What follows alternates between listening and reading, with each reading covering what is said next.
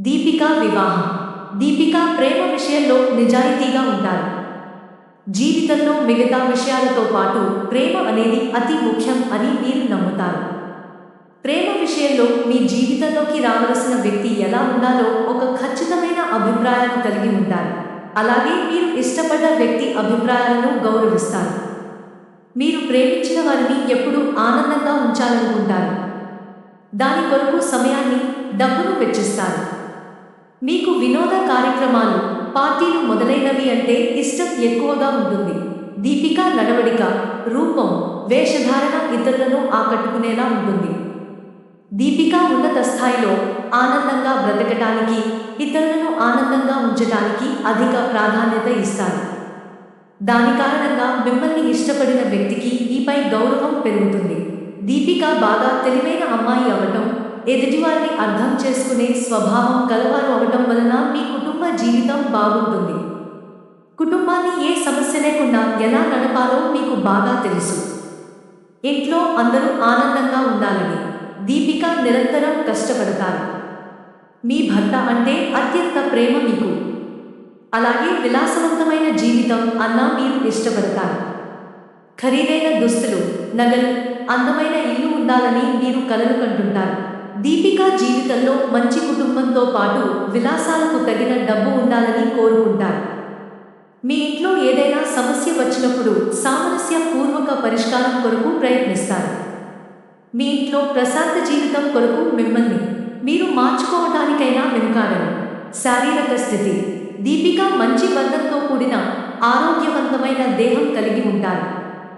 మీరు నల్లని జుట్టు, మృదువైన చర్మం, కొంత వంపు తిరిగిన ముక్కు, గుండ్రని ముఖం కలిగి ఉంటారు. మీరు మధ్య వయసు వరకు బక్కపలచని దేహం కలిగి ఉంటారు. వయసు పెరిగే కొద్దీ లావయ్యే అవకాశం ఉంటుంది. వయసు పెరిగినప్పటికీ మీరు యవ్వనంలో ఉన్నట్లే అనిపిస్తారు. మనస్తత్వం. జీవితాన్ని విలాసవంతంగా, ఆనందంగా, ఆహ్లాదకరంగా గడపాలనుకునే మనస్తత్వం మీది. దీపిక విలువైన దుస్తులు, ఆభరణాలు, ఖరీదైన వస్తు సామాగ్రి కావాలనుకుంటారు. మీకు నచ్చిన దానికోసం ఎంత డబ్బైనా చెల్లించడానికి వెనుకాడరు. మీకు సంగీతం, సాహిత్యం లాంటి కళలంటే ఇష్టం ఉంటుంది. ముందు చూపు, తెలివితేటలు, సరైన ఆలోచనా శక్తి మీలో సహజంగా ఉండే లక్షణాలు. వస్తువులో అయినా, మనిషిలో అయినా లోపాలుంటే మీరు అంగీకరించరు. మీరు ప్రతిదీ కూడా పద్ధతి ప్రకారం ఉండాలనుకుంటారు. తరచూ మీ ఆలోచనలు మారుతుంటాయి. ఆధ్యాత్మికత అన్నా, ధ్యానం, ప్రాణాయామం లాంటివన్నా మీకు ఆసక్తి అధికంగా ఉంటుంది. దీపిక ఆధ్యాత్మిక విషయాల మీద మంచి పట్టు కలిగి ఉంటారు. మీరు ఎల్లప్పుడూ ఉల్లాసంగా, ఉత్సాహంగా ఉండటమే కాకుండా మీ చుట్టూ ఉండే పరిసరాల్లో కూడా ఆ ఉత్సాహం ఉండాలని కోరుకుంటారు. దీపిక అతిథి మర్యాదలలో, పద్ధతులను పాటించడంలో చాలామందికి ఆదర్శంగా నిలుస్తారు. మీకు కోపం వచ్చినా వెంటనే తగ్గిపోతుంది. బాధ, కోపం, అసహనం వీలైనంత వరకు మీ దగ్గరికి రాకుండా చూసుకుంటారు. మీరు ఒంటరిగా ఉండటం కంటే నలుగురితో కలిసి ఉండాలని కోరుకుంటారు. అలాగే సమాజానికి ఏదైనా మంచి చేయాలనే దృక్పథాన్ని మీరు కలిగి ఉంటారు. మీరు దయాగుణం కలిగి ఉంటారు. నలుగురికి ఆదర్శంగా నిలవాలని కోరుకుంటారు.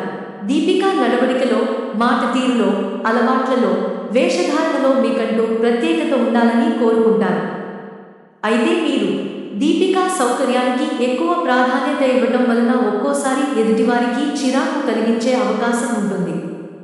ఏ విషయంలో అయినా మీరు అధికారయుతంగా, విషయాత్మకంగా మాట్లాడతారు. మీలో సరిదిద్దుకోవాల్సినవి నిర్ణయాలు, అభిప్రాయాల విషయంలో ఎక్కువ సమయం తీసుకోవటం, ఏది తేల్చక వాయిదాలు వేయటం, అలాగే ప్రతిదీ ఏ తప్పు లేకుండా ఉండాలని కోరుకోవటం, అలా ఏదైనా పనిలో తేడా వస్తే మళ్ళీ చేయటం. దీని కారణంగా మీకు అప్పగించిన పనిని మీరు తొందరగా చేయరని, నాచుడు ధోరణి కలిగి ఉంటారని ఇతరులు అపోహపడే అవకాశం ఉంటుంది. జీవితంలో ప్రథమార్థం కంటే ద్వితీయార్థం ఎక్కువగా యోగిస్తుంది. కష్టపడి పనిచేసే స్వభావం ఉంటుంది. కాబట్టి ఇతరుల కష్టాన్ని అర్థం చేసుకోగలుగుతారు. అలాగే సమస్యలలో ఉన్నవారిని ఆదుకోవటంలో, వారికి సరైన సహాయం అందించడంలో మీకు మీరే సాటి. దీపిక మనస్తత్వంలో, వ్యవహార ధోరణిలో మీరు మార్చుకోవాల్సిన అంశాల్లో ప్రధానమైనది మీ ఊగిసలాట ధోరణి.